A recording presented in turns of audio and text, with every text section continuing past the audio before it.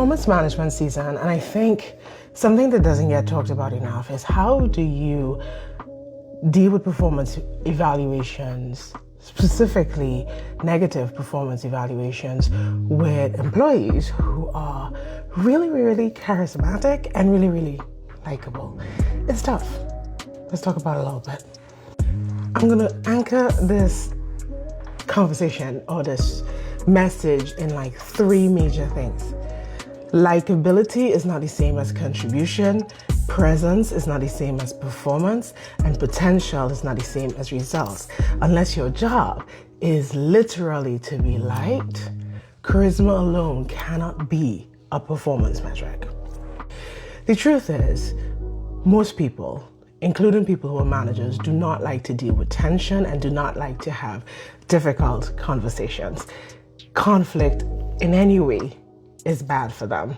And it's disrespectful when you think about it, especially if the person is failing. Like, you can fail even if you're liked, right? It's okay to anchor your conversation in the positive, right? You bring a lot of good energy to the team. People genuinely like working with you, but there is a real gap in the job description, what the role requires, the expected outcomes, and we need to be very clear about what that is. So the truth and the reality should not be overshadowed by the strength that they do have, especially if that's just not the job.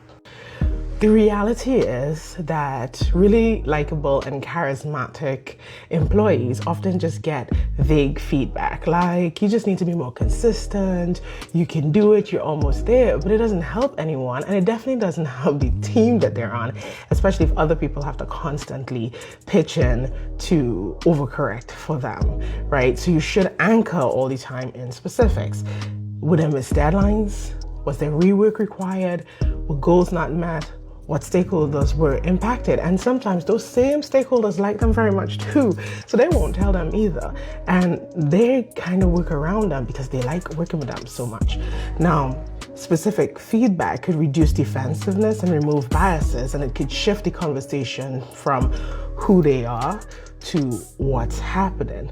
Now, the reality is everybody doesn't take negative feedback well, so it doesn't mean there won't be tension, there won't be conflict, but at least you can actually anchor your conversation in facts, reality, and things that can actually be changed.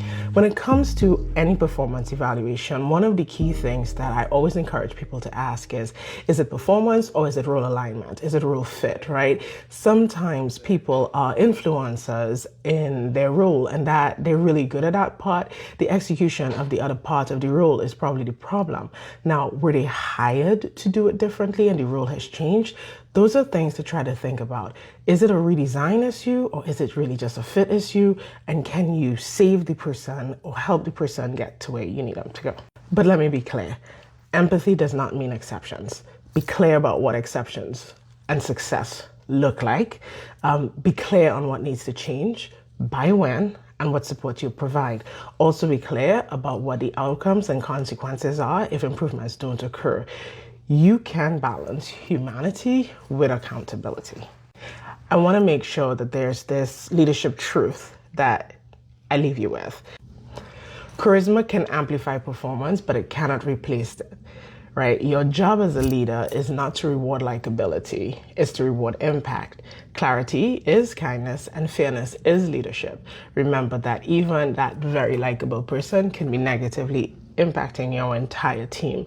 It's just as bad as keeping a toxic person in because they produce the most things. And we talk about that a lot. What do you do with somebody who's extremely toxic, but they're a big producer?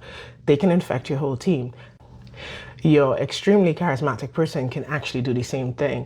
It becomes toxic for everybody else, and you end up losing some really good workers who could have more impact because you're rewarding charisma instead of performance.